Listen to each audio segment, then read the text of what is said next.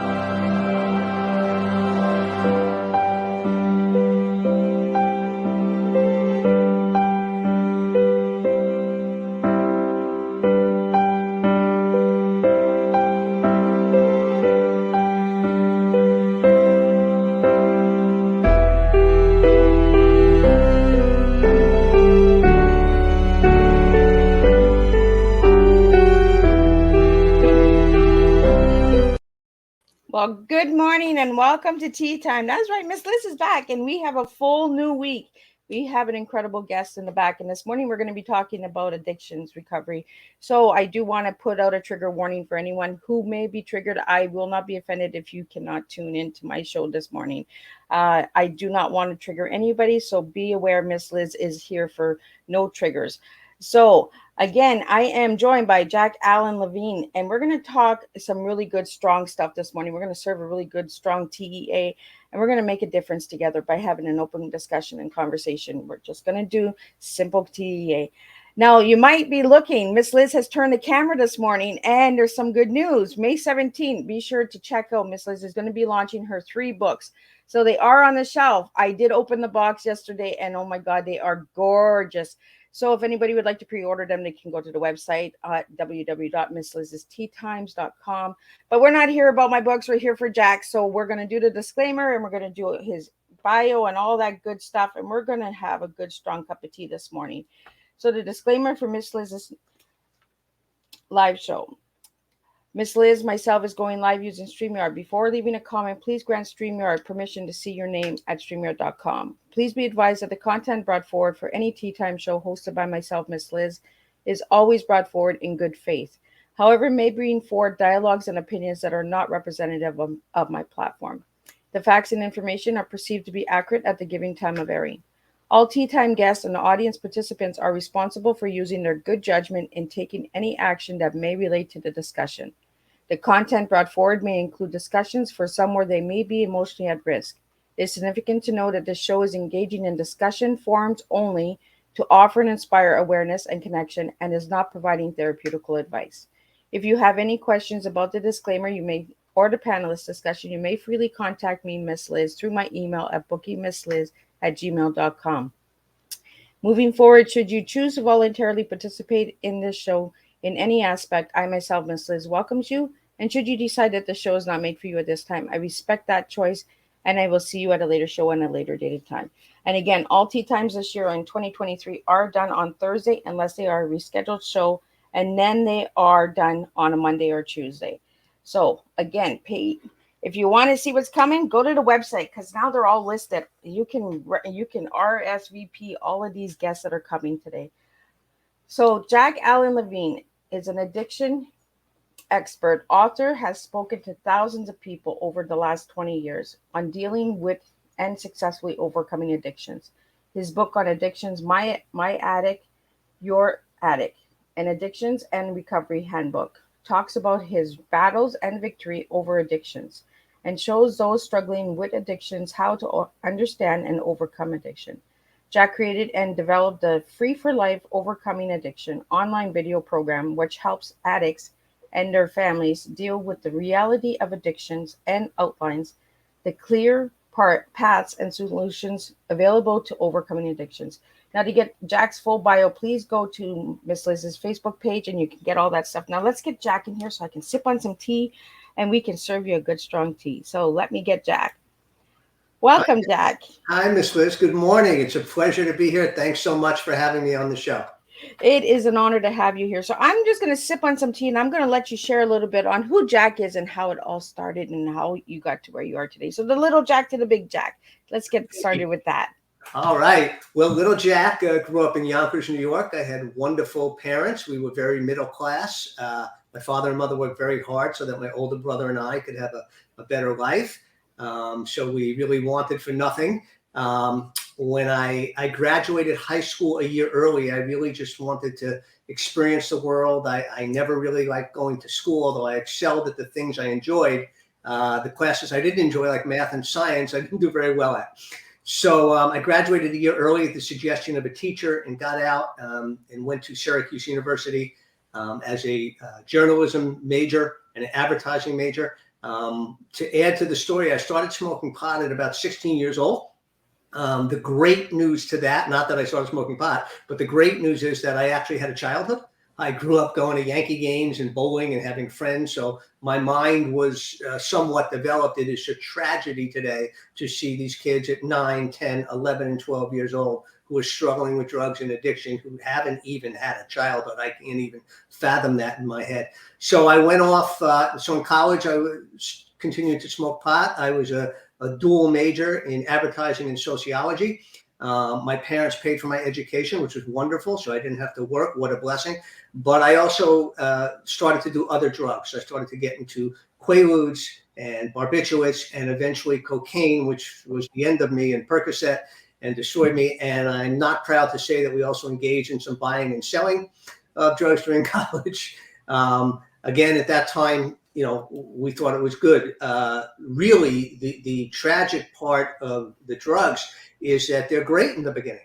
You know, they really are. Like, I remember sitting down first doing cocaine and thinking if all the world leaders sat around a table and snorted lines of cocaine, we would have world peace because there'd just be such clarity and understanding.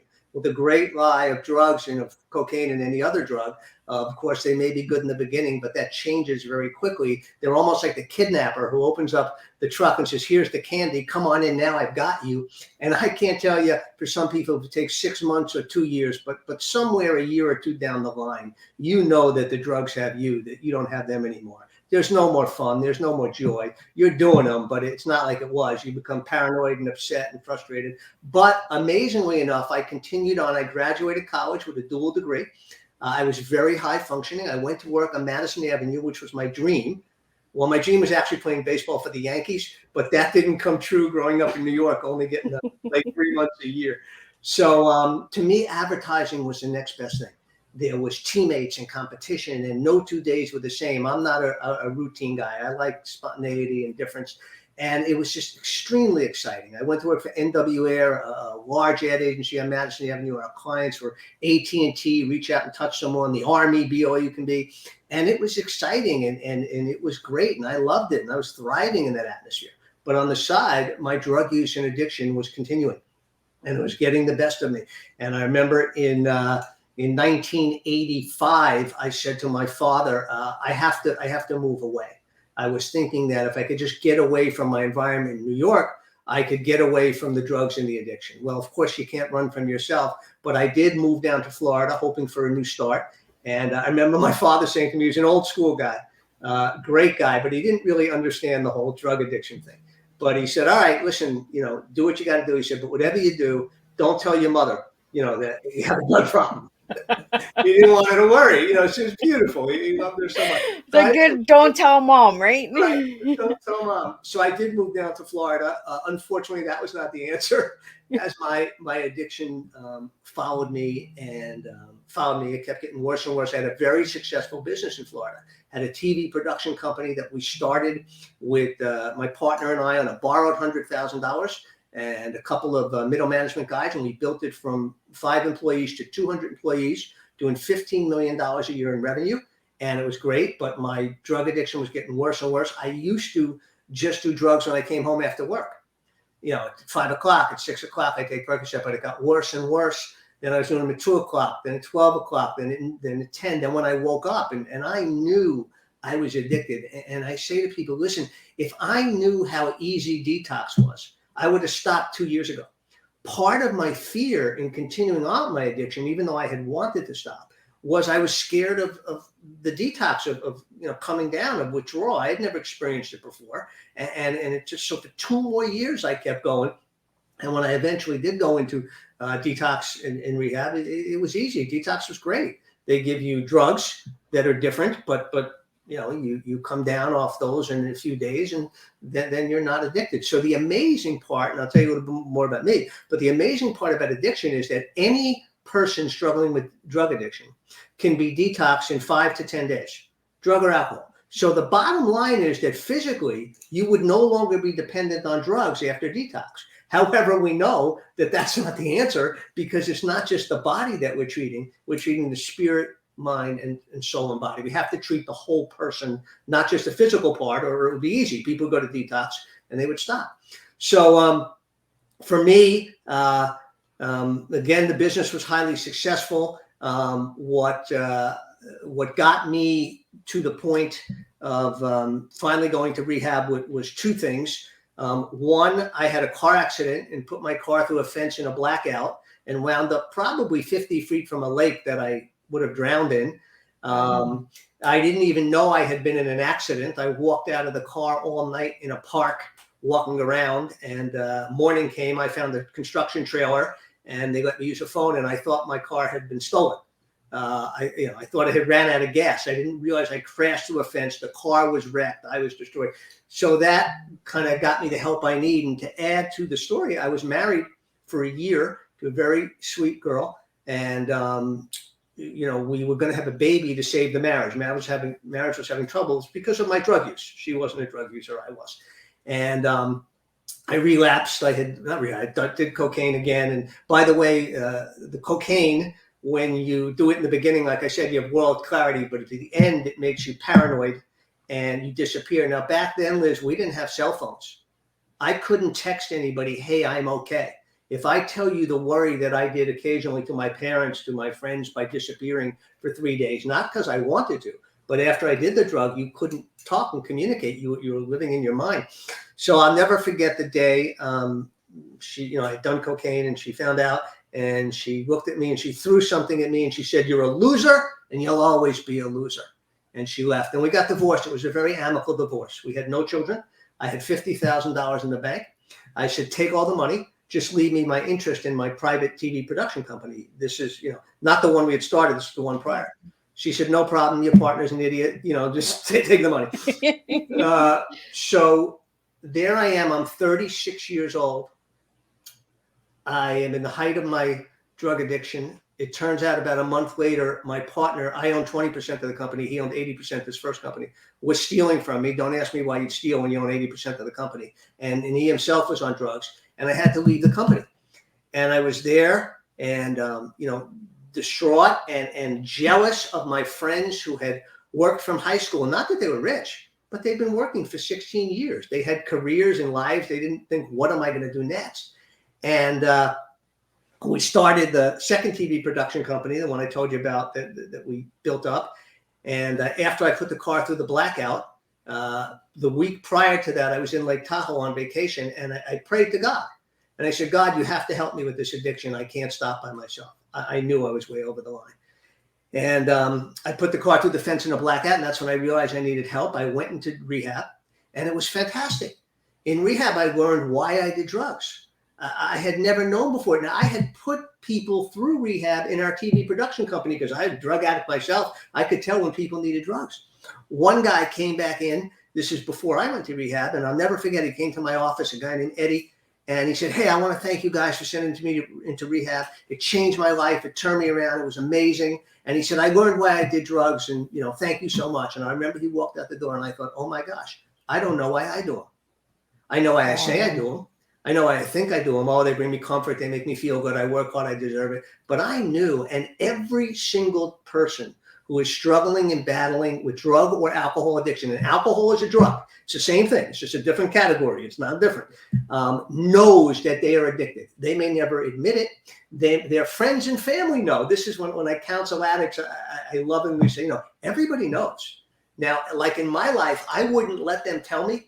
And so they didn't. But they all knew, my wife at the time, my friends, they all know. They can see the change and the difference. And the amazing thing I learned in rehab is that addicts have characteristics that are unique to all addicts. Like if you get the flu, you're going to have symptoms of the flu. No matter who you are, your symptoms are going to be the same. So when I sat with the drug counselor in rehab, and he started in 5 minutes to tell me things that I thought were my deepest, darkest secrets. And I'm looking at him and going, how could you possibly know these things? This is impossible. And he looked at me lovingly and he laughed and he said, Jack, all addicts are the same. He said, we all have the same traits in addiction.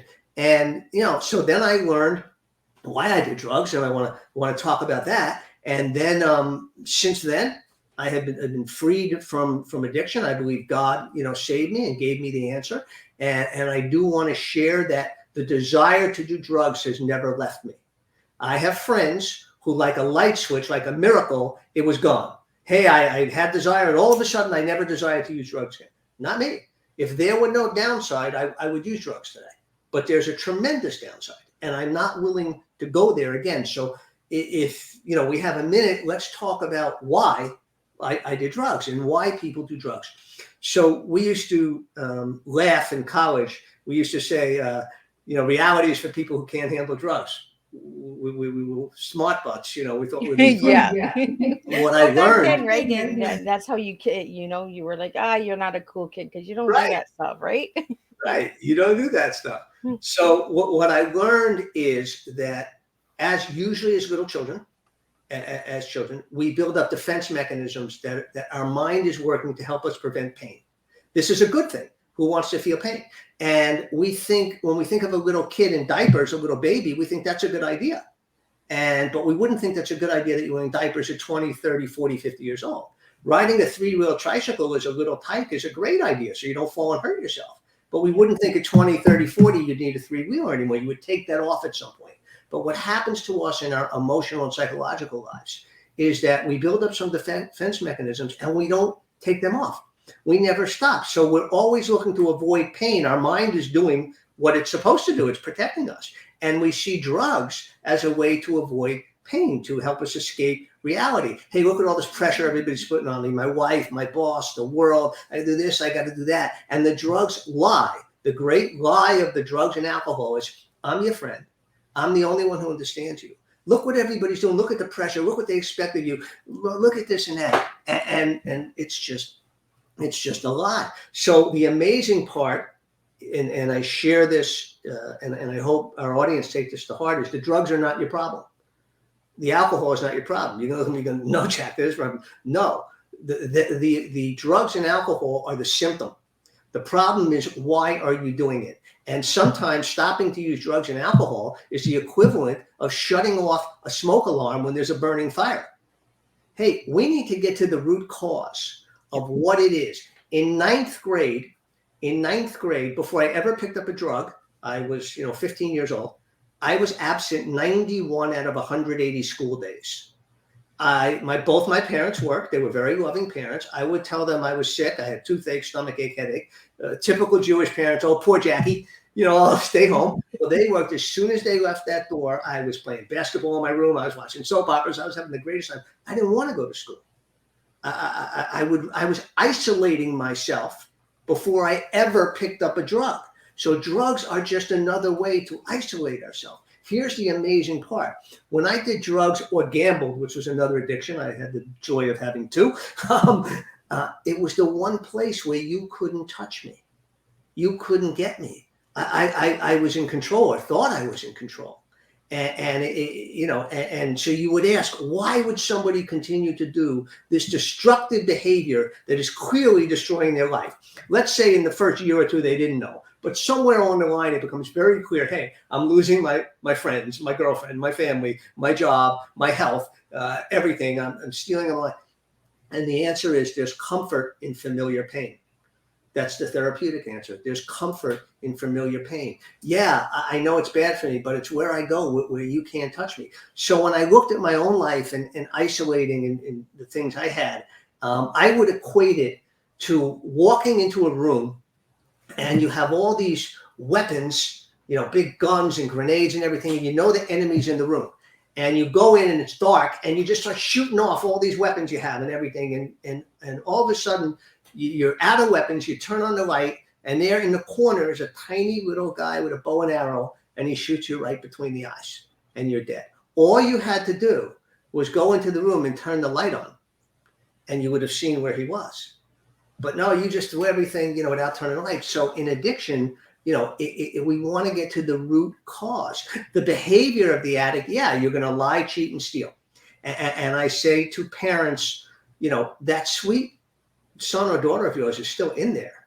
He's just been overtaken. In my book, Addiction and Recovery Handbook, which your audience can have a free copy of, free ebook copy of. There's a chapter by Dr. Adam Bianchini where he talks about how the brain gets rewired by addiction, literally, chemically rewired, so that all that's happening is your addiction is in control of your life. All you're thinking about is the next drug, the next bet, the next, how am I going to get it? And it'll wait 3 months, it'll wait 6 months, it'll wait. But addiction's a progressive disease. You can stop for 2 years, pick up again. You're worse than you were the first time. So, all that long said. So for me, the great news is, I was high functioning. I went and I got the help I needed. Unfortunately, it cost me my first marriage, but God was very good to me. 6 months after I got divorced, God woke me up, and regardless of what your individual belief in God is, I always knew there was a God. At 33 years old, I encountered Jesus Christ and been walking with him since the last 30 years. So when I say God woke me up and God spoke to me, I'm not talking about audibly. I don't hear God audibly, but in my spirit, I sense God speaking to me. And God said to me, the divorce was your fault. I said, what do you mean it was my fault? And God said, what part of you should love your wife as I love the church was unclear to you? What part of the two of you should be one flesh was unclear. I always loved my first wife. She was very sweet, but I always thought I was me and she was her. And I never looked at the two of us as one. So I said to God, look, I'm sorry. I see now it was my fault. I'm sorry for that. I said, I would like to have a wife and a family, but if you want me not to, I will stay single the rest of my life, whatever you want. And I waited 6 years. And Miss Liz, I mean, waited in every sense of the word, waited. And God brought me Beth. We've been married 23 years. We have 3 children. And, God was faithful. God was faithful. So, and I think I had said to you prior, but I want your audience to hear, I asked God why I had to waste, 10 years of my life doing drugs. And it was a waste, even though I was high functioning.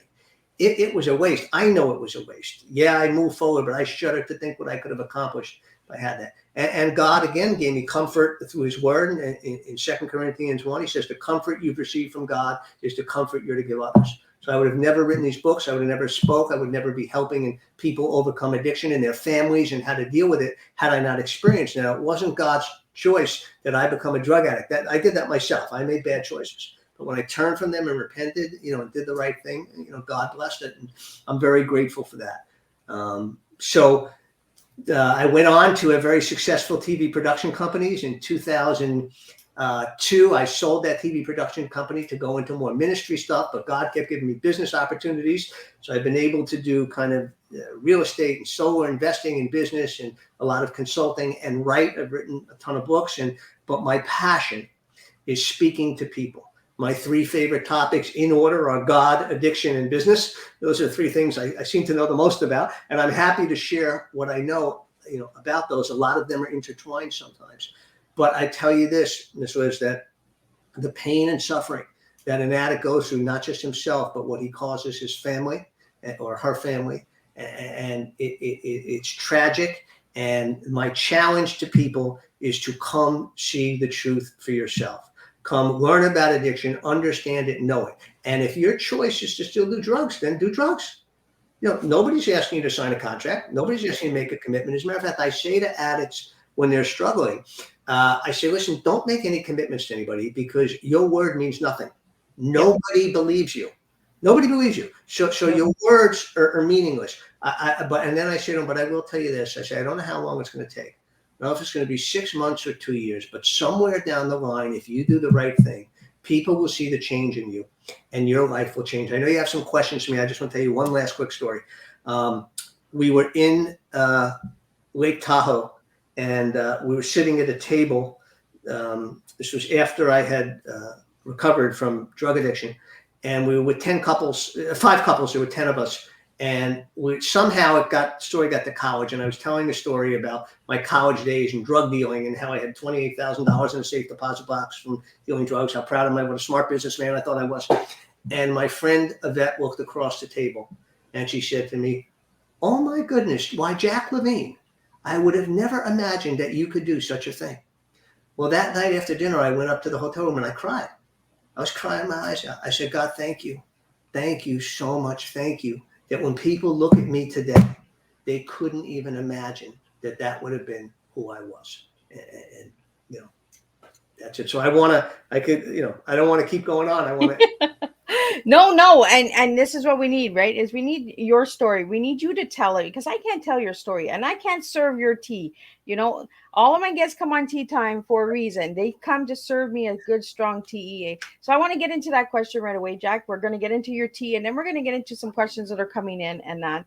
And we're going to learn a little bit more about addictions. So if anybody has any questions or comments or anything, leave them in the section of the stream or send them directly to Miss Liz DM box. You guys all know how Miss Liz works. You can send it privately, so I respect your wishes as well.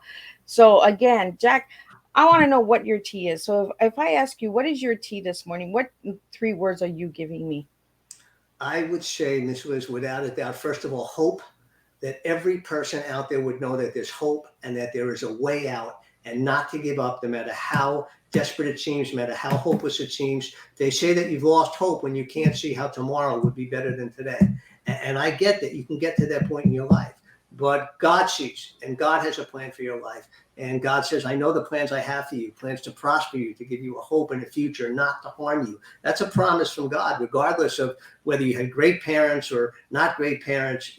God created you. There's a plan for your life. Look at me, look at millions of others who have been transformed. And that's my next word, is transformation. For some, it's a spiritual transformation.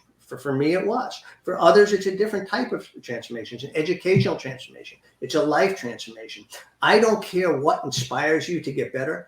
I just care that you get better. I'm not saying, hey, you have to have an experience encounter with Jesus Christ. I think that would be wonderful for your eternal well-being and your life now. And that's clearly what happened to me. But I'm telling you that there's a way out of addiction. There's 7 ways out of addiction. And you need to choose one. And the example I want to give you is, look, if you told me, Jack, I want to go to New York. And I said, hey, there's a plane leaving in an hour. And you said, oh, no, I won't fly. And I said, well, you can take Amtrak. That'll take you 24 hours. You said, oh, no, I won't get on the train. Well, how about Greyhound? There's a bus. No, I won't get on the bus. Well, will you ride in a car? No. Will you go on horseback? No. Will you hitchhike? Will you walk? No. So basically what you're saying is you don't want to go to New York because there's 7 right. Right. And some of them are a lot more efficient and effective and quicker than others. But the bottom line is every single one of them will get you there. So all I ask people who are struggling is one question. Do you want help? That's the only question. Not what this. I mean, I'll sit and listen to your story for 2 hours, and I'll believe that yours is really the worst. And I know how personal and the struggles, and nobody understands, and it's not fair. And I'm not poo-pooing it. We've all been there. I get it. But at the end of the day, the only thing that matters is, do you want help? What would the difference be if you broke your leg playing soccer? If a mafia guy hit you with a baseball bat and broke it? You tripped over a hole and broke it, or you broke it in a car accident. Can you imagine someone saying, I'm not going to go get help for my leg because I broke it tripping in a hole. If only I broke it in a car accident, then I'd get help. Then I go get help, right? It's absurd. It's not to the extreme yet. It hasn't gotten to the worst part. So. Or it's because my parents, or because my wife doesn't stand, or because the job. Because what's the difference how you got where you got? The only difference is, do you want to get, what are we going to do about it now? If I'm traveling and I get directions, if I'm going to California and I get lost, I don't turn around and go home. I get directions to go forward. So the third word would be hope, transformation. And the third word from my team, Ms. Liz, would be inspiration. Inspiration. I want to inspire you that there's hope and transformation. There's a better life, and that this side of the journey is so much better. I mean, I'm telling you from experience, and I shared with you, I still have the desire to do drugs. So how do I deal with that? Well, it's not an everyday desire, but I don't know, once or twice a year it comes, hey, Jack, you're working hard. And Jack, didn't God say he'd forgive all your sins? So you could sin and God has to forgive you, right? And you would never go back to where you were again, right, Jack? I mean, you'll just do one line or one pill and you'd never get back into that problem again. And then we have what I call a board of directors meeting. And at the board of directors meeting is me, God, and Satan, the enemy, the evil one. Yep. And Satan is saying, Jack, you should do drugs again. Of course, God has to forgive you and you deserve it and you'll never go that way and it's okay. And then God says, Jack, you know better than that. And then we vote.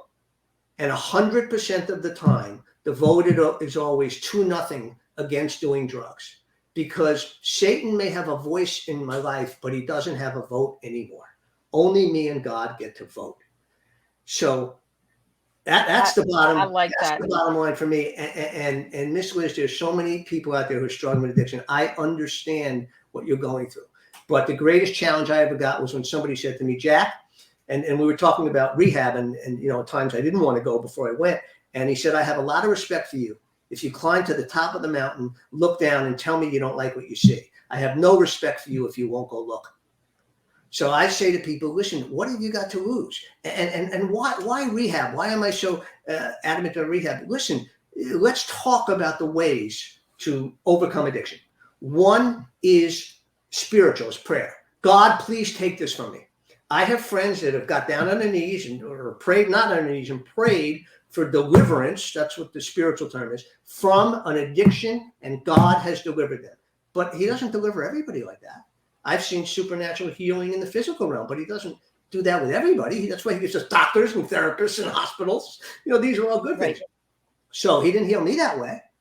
So that's the first thing. The second thing is rehab. Why rehab? The beauty of a 30-day or 90-day rehab is you come off this hamster wheel of your life.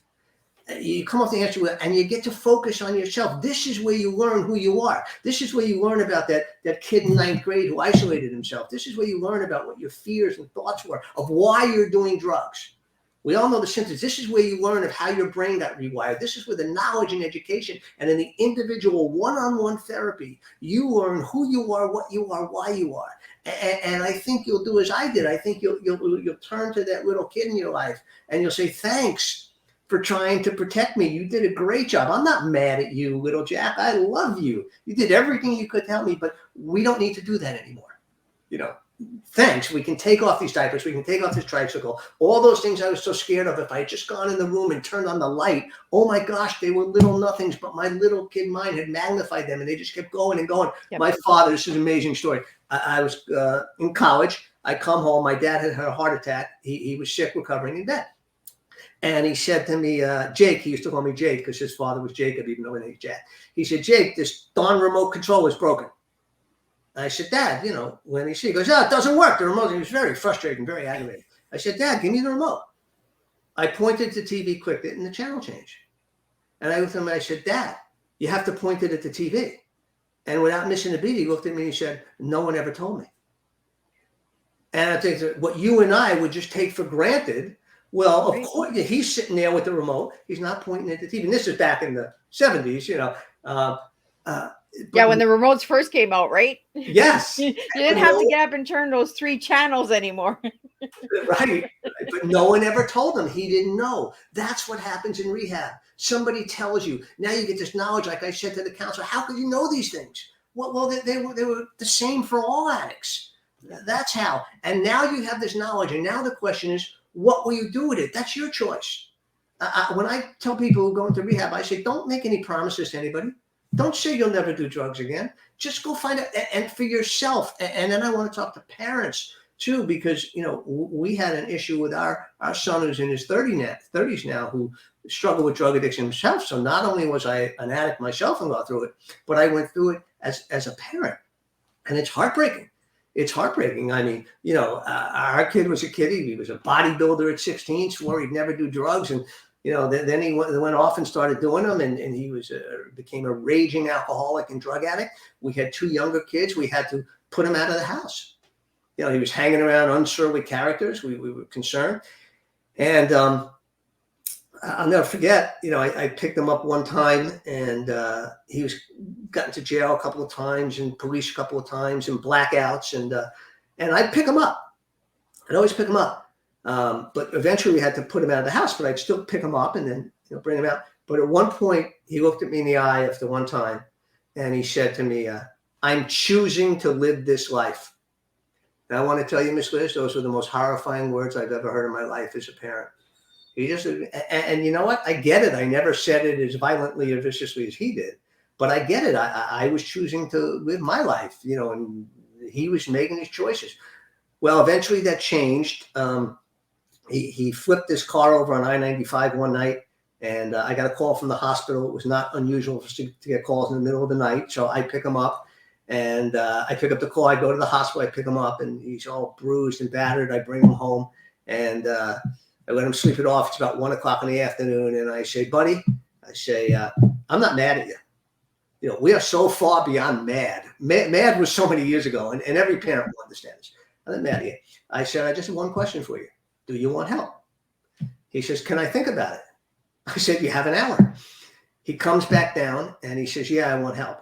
And I look him dead in the eye, and I say, listen, let's just be clear on one thing. Don't do me any favors. And don't do your mother any favors. This is not about my life or your mother's life or your brother and sister's life. This is about your life. If you want help for you, if you want to find out the truth, then there's help available. There's always help available. Well, great news. He did go in. He got the help he needed. He's been clean and sober. He's married. He has a child. He's 7 years sober. It's wonderful. But I want to share, Miss Liz, that not every parent has that outcome. So it doesn't always work out that way. We got lucky. It wasn't about, we just got lucky, and thankfully God was with us. But there's a lot of godly people whose kids die. So that child, that person has to make the choice for themselves. So great for us that our oldest son made the right choice. But I tell parents this, I say, listen, the textbook says you can't enable them. You cannot house them. You cannot give them money. You have to cut them off. Now, we did that, and we got very lucky because our son didn't cut us off. We said, hey, son, we love you, but you can't live here when you're going through this. He didn't give us the finger. He didn't say, I can't believe you told me out, then I'm never talking to you again. Some kids do that. And I've gotten that. So you understand. Well, I say to the parents this, I say, here's your choice. I say, I believe God's trying to bring the addict to their knees where they're so desperate that they have to get help. And you're stopping them. You're putting this cushion up and stopping them. However, if you can't handle the call from the morgue or the jail, my wife, Beth, and I, we knew our son was a dead man walking. And believe me, we had tried everything for years. I mean, everything. I mean, I knew I was an addict. I was recovering. My wife hadn't had a drink in 40 years. She struggled when she was younger. So we knew nothing worked. We knew he was a dead man walking. So we knew we may get that call from the morgue or call from the jail, but we knew there was no other way. So but I say to parents, listen, if you can't live with that fact, because there are some parents who, this is what they say to me, and spouses too, who have a spouse that's struggling. They'll say, well, I can never be happy until my son or my spouse is sober. And the first thing I say is, okay, so that means that, God is not your source of happiness. Then Right. your happiness is dependent on another person. That's a whole separate issue, a whole separate conversation, because, God is my source of happiness, peace, and joy. Bad things may happen, good things may happen, but you can't take God from me. Well, I really want to appreciate you saying that, because it is a spouse that that deals with an addiction in my life, And for the longest time, I was doing the enabling. I was always picking up. I was always cleaning. I was always, okay, it's okay. You're safe. You're safe. Mm. But all I was doing was giving him the okay to do it again, you know? Yes.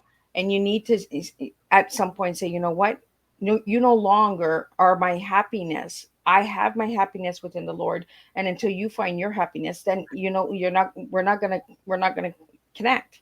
And Amen. we need to be able to say that and say, you know what, enough is enough. And we have a comment here with saying, when you enforce rehab for others and they're not ready, that's more destructive than any help out there. Say again? What was the comment? The comment is, when you force someone into rehab and they're not ready, you're doing more destructive work than anything. It's interesting, and let's talk about that. And thank you, Ms. Liz, for sharing, your personal side of this. So I've seen a lot of people go into rehab forced in. Some are court ordered, Yep. some because they're going to lose their job or their family. The spouse and family says you got to go. So they weren't ready. They didn't want to go. Yep. They went, and now it still works sometimes, because sometimes in rehab the light goes off and they see the light. A lot of times it does not, and a lot of times rehabs fail for two reasons. One, they don't give people individual therapy enough. People, I believe that if somebody is willing to get to the core of their issues, that means I want to find out. Open me up, and I say that people struggling from going to rehab, listen, these are strangers. You never have to see them again the rest of your life if you don't want to. So don't go in there and try to be cool and put in the airs and have them think this or that like you do all your life. Open yourself up so you can see, like I said to my son, for you, so you'll know the truth about yourself and you'll get to decide, not for me or your mother. So well, that's it, right? It's not a favor because you've already broken our trust. You've already betrayed us, So we're telling us, yeah, I'm going to go for rehab. And you say, well, I'm going to do it for you guys. And we're like, no, we don't want you to do it for us. We want you to do it for yourself. Save yourself first, and then we can save the rest of the family. Yes. But if they're not ready, and I can attribute this to my own life, until I was ready. And I often make this same analogy to the gospel of Jesus, so I want to share the gospel with people, but I know that's great. Until they're ready, until it's their time, it doesn't matter how many times I could talk myself blue. It's not happening. And you could have talked me blue for 33 years. If you came up to me and said, let's talk about Jesus, I would have said, we're not having this conversation. Yeah. Get away from me. I don't care what you think. First of all, I'll think what I think. Leave me alone. And if you did it more than once, I wouldn't talk to you again. So, I respect that. I hope that in my life and in other lives that we promote through attraction, that people see that we have something they want. What is that? Peace and joy. Peace and joy. I'm not saying I never have a bad day, but I'm saying I have the joy of the Lord, the peace of the Lord. I believe when I die, I'm going to heaven for all eternity. I'm passing through here. This life is a gift. I say you can look at life two ways. I say I bring you to Disney, the greatest place on earth, or a Springsteen concert if you're a Springsteen fan. And I bring you to Disney and you're happy and I get on and I say to you, the park closes in an hour. Well, you have two choices. You can start kicking stuff and throwing stuff and saying, I can't believe you brought me to this place and I only have an hour. This sucks. You're terrible. Or you could go out and go, let me run to the rides and ride as many as possible in the hour that I have. This is life. And it's all perspective. It's all perspective. It's all how you're going to look at it, how you're going to appreciate it. So when God came into my life after 33 years, thankfully, I have a new perspective. I have the joy and peace I never had. And Miss Liz, I had everything by the world standards. I had money, job, success, fast track, girlfriend, drugs. I had it all. And I was empty. My head would hit the pillow at night. And I would say, my life stinks. I can't believe this is all there is. Drugs, gambling, dates, there's got to be more. And there was and there is. So I want to encourage, people to do that. So back to the parents for a minute and forcing the people into rehab. So a parent, what are they going to do? Anything they can. They see their kid's life or spouse's life slipping away. So they love them. They're concerned if they don't protect them, that they're going to die out there in the street anyway.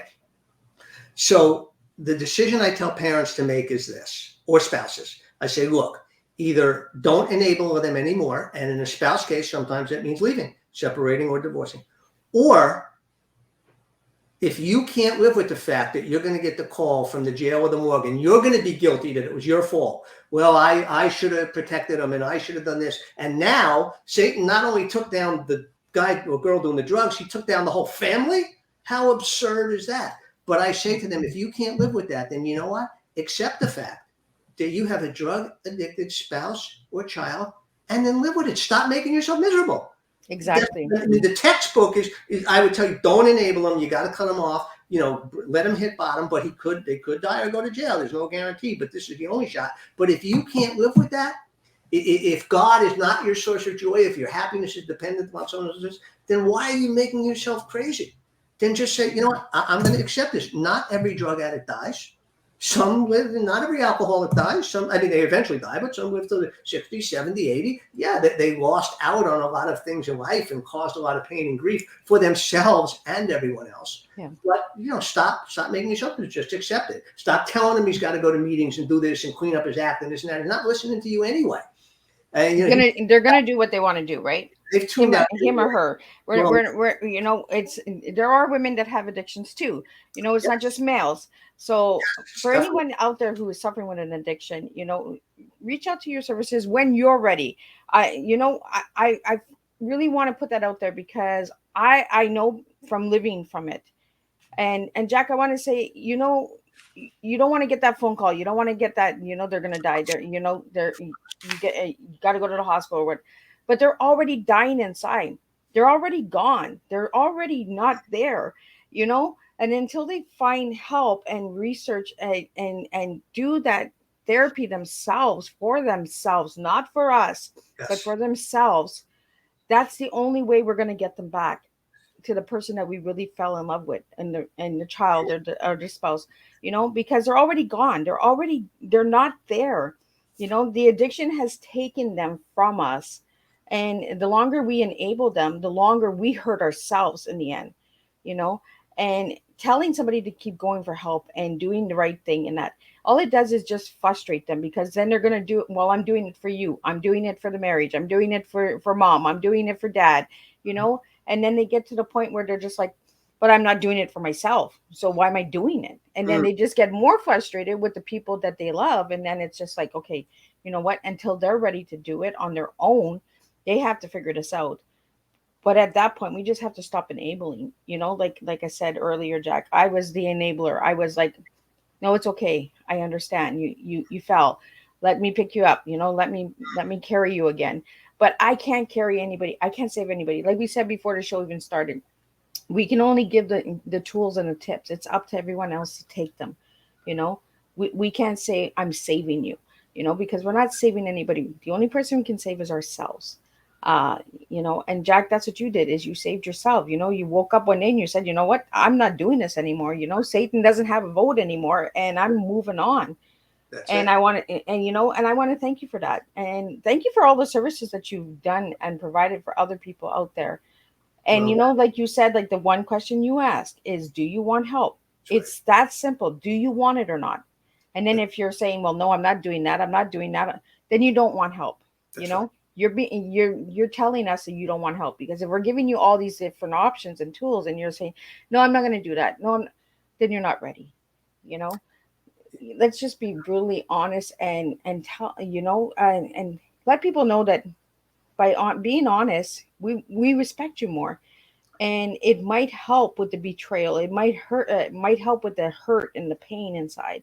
um if I get a little emotional, it's because I live it, I understand Mm, it, Jack. mm, And I really want everyone to understand that the longer we enable, the longer we keep that person in that darkness you know that's right. Miss Wiz, thank you for that. And listen, we can just share to them, the ways out, like we talked about. There's, prayer and spiritual deliverance. There's rehab, 30-day. There's 90-day rehab. There's long-term programs like Teen Challenge and Faith Farm that are year-long programs. There's Celebrate Recovery. There's AA and NA, which are wonderful programs. The only problem that you could have in AA or NA is that you could go to the meetings, you could follow the program's formula, you could stop using drugs and alcohol, but you could be more miserable than when you used. We call those people dry drunks, and it doesn't happen to all. I support AA and NA. They are wonderful programs and have saved millions of lives. But there are people who go, stop using. Okay, I'm stopping using, but they never got to the core of their issues, so they never understood why, and they're more miserable now because they don't have the drugs and alcohol to medicate their pain anymore. So you've got to get to the core issue. You've got to understand who you are. You can try outpatient therapy. The reason I like that the least, we talked about, prayer, spiritual deliverance, rehab, 90-day, 30-day. We talked about Faith Farm, Teen Challenge, Celebrate Recovery, NAAA. But the last one is outpatient therapy. The problem with that is it's a 50-minute hour in therapy. You go once a week. So now I'm going to the therapist. I'm trying to get to the core of my issues. And I'm just getting a little background, getting a little history. How are you this week? Oh, my boss pissed me off. My wife pissed me off. When are we ever getting to the core? right. That's the beauty of the 30 days. You come off the hamster wheel, you come off your life. And I love when addicts tell me, and they go, I can't go into rehab. And I go, why? I'll lose my job. The job you're going to get fired from in a month. Right? You're going to eventually I lose gotta- that job because you're eventually going to, You the know, addiction is going to take you from for it. my family, I can't leave my wife and kids. I said, your wife and kids. I said, they're on their knees praying every freaking night that you would go get the help you need so you could be the person that God intended you to be. They are suffering and miserable, and they would do anything. Everybody will take care of everything, friends, family included, for you to go away and get the help you need. It's just a load of crap. It's just another excuse. So the only question again comes down to, do you want help? There is a way out for anybody that wants one. There is a way out, and that's where it comes back to hope and to inspiration and transformation. The question is, how much pain do you need to feel? How much pain do you need to feel? I mean, I'm telling you, I'm not the only one. There's no way out of this road. I mean, some a little longer than others. The meth and the fentanyl now you're just going to die quick on fentanyl. Well, that's great. They didn't plan on that. That's right. I mean, some drugs will take longer to destroy you, but they all take you to the same place. I just share this with you quickly. I know time is moving. In the height of my gambling addiction, I was in my 20s, and early 20s. I called my brother up. I said, boy, that's an affectionate nickname we have for each other. I'm the young kid. Boy, I have a gambling problem. He says, no, you don't. I said, no, I do. He said, no, you're crazy, Jake. You don't have a gambling problem. I said, no, I do. And I said, this is the only call I'm making. And if you don't help me, I'm never reaching out again. And he said, okay, I understand. And he took me to a Gamblers Anonymous meeting in New York, and he walked me to the door up to the library, and he said, do you want me to come in? I said, no, this is all I need. I went to Gamblers Anonymous for a year. I sat around the table. I saw old guys, young guys, men, women. Here was the amazing part. We all had different issues. One guy's betting on sports, another guy horses, another guy poker, another guy blackjack. There was one guy, I'll never forget it. He would go into the bars and play these pinball machines that you win tickets on. And I'm sitting there thinking, this guy's got to be the biggest idiot in the world. I can't believe this. I'm betting on Michael Jordan, the best basketball player of all time. So when I make a bet on Michael Jordan, I own Michael Jordan. He costs $20 million a year. I own him for that night. But what I realized, Miss Liz, is that every single one of us at the table, and this is true for any kind of addiction, every kind of addiction, we were all in the same place. It didn't matter how much we used, what we did, what the vehicle was. It doesn't matter how much drug you do. It doesn't matter if you're a binge drinker, if you do it every night at work, if you have a glass of wine at dinner. It doesn't matter. If you tell me that you're not addicted, I'll just say to you, stop. I'll believe you're not addicted. Stop for 60 days. Well, you can't. Right. You can't stop for 30 days. As a matter of fact, you can't stop for 2 weeks. You probably can't even stop for 2 days. So call it what you will. You're addicted. And that's the bottom line. But we were all in the same place spiritually. It didn't matter. We were all bankrupt. We were all broken and ruined. It didn't matter. That guy with the tickets in the bar or me or anybody, it didn't matter. It doesn't matter what drug. It doesn't matter how much. It matters what it does to you, how it ruins and destroys your life. 1 out of every 8 people is addicted. It cuts across every demographic, geographic, psychographic profile. It's everybody and everyone, and it's tragic. But the great news is there is a way out. You just have to choose to take it. There is a way out. But that was an eye-opening experience for me. When I went to NA and I met this guy, my first NA meeting, big motorcycle guy, big guy, patches and everything. He goes, oh, so what was your drug of choice? And I said, Percocet and cocaine. I said, Percocet. Yeah, I should do 5 Percocets a day, 2 every hour. And he looked at me and he laughed hysterically. He said, 5 a day? He said, I do 40 a day. He said, I got so messed up, I cut my thumb off. And he showed me. You know what? It didn't matter. He and I are in the same place. It didn't matter. And you build up tolerance. Why can a guy drink a case of beer? Or, none of it matters. People think, oh, I only drink on the weekends. I only wine. I only this. You're just lying to yourself. And the last thing I want to share with your audience and us is the person who is struggling with addiction knows it. You know it. You know you're over the line. I always thought I could invite Satan in, play with him, and tell him when it was time to leave. And one day I realized I was over the line and I couldn't get back. Like a man drowning out in the sea in the undercurrent. There was just a moment when I said, oh crap, I'm over the line. I felt like an animal in a trap. I said, this is what it must feel like when they got your leg and you can't move. And I felt Satan pulling me into the pit, wanting to pull me down. Fortunately, I got the help I needed. And again, there's help and a way out for anybody who wants it. There's hope, there's inspiration, there's encouragement. My life has been so much better. I've had the most 30 wonderful years, and it gets better and better. And I just want to encourage everybody, see for yourself. See for yourself, learn why you do drugs, get to the core of the issues, come back and tell me, oh no, I don't like this. I'm going to choose to do drugs. Oh, okay. At least you'll have had all the information and truth. What are your thoughts, Miss Liz? Any other quick questions? I know. Yeah, I know the hour is just flying by, and that's what I told you when we were in the backstage, because I asked all my guests to come in early, and we were just yakking and yakking, and I was like, "Oh no, it's live! It's still time." So Jack, and if anybody would like to reach out to you or contact you, how can they reach out to you and Sure. get your My services? website is jackallenlevine.com. My email is jack@jackallenlevine.com. But I think the best way I can help you and your viewers is every single one of my books. This is My Addict, Your Addict.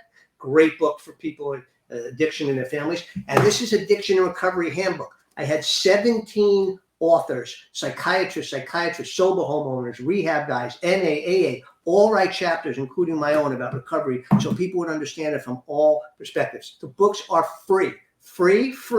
Ebook. I can't afford to print them and mail them and send them to you. They're free at jackallenlevine.com/ebooks. jackallenlevine.com/ebooks. If you go to the book section, they're hardcover, you have to pay for them. If you go to the ebooks, they're all for free. You can download one or all of them. Addiction books, God books, business books, whatever you want. And I hope and pray that you would, read them and use them. If you're somebody struggling with addiction, My Addict, Your Addict is a great book. It's a very fast read. It tells you my story, my son's story, the way out.